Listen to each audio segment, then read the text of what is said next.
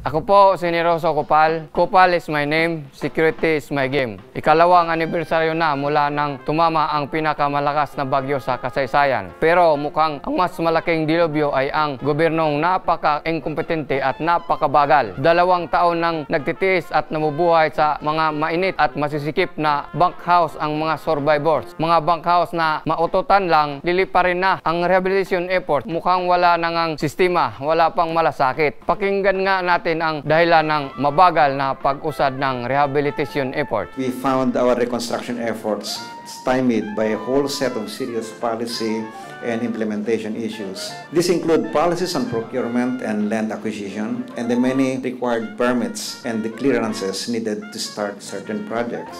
Anak ng at ang mga tagapagsalita ng Malacanang ay daig pa ang nagkagulong na nagkandara pa sa pagpapaliwanag. Ito ang problema. Walang iisang taong in charge sa Yolanda Rehabilitation mula nang mag-resign si Ping Lacson. Mas marami pa sigurong magagawa kung ang ko na lang ang mangunguna diyan. At ito pa ang malupit sa pinakamalaking natural na trahedya sa ating kasaysayan. Inisnab ang paggunita ni Presidente B.S. Aquino. Ikaw pa naman, sana ang ama ng bansa. Ano ba ang pinagkaabalahan mo? Naglaro kayo ni Diyos ng Xbox o PSP Vita? Balita ko, imbis na pumunta ka sa anibersaryo ng mga nasalanda ng Yolanda, pumunta ka sa kasal ng anak ni Andrew Tan. Tang na, di ba? Ihambing mo yan sa ika-10 anibersaryo ng Hurricane Katrina sa Amerika. Noong Agosto, 3 presidente ng USA ang nagsama-sama para alalahanin ang mga namatay. Ilan ang namamatay sa Katrina noong 2005? 1,833. Kumpara mo naman yan sa lampas 6,000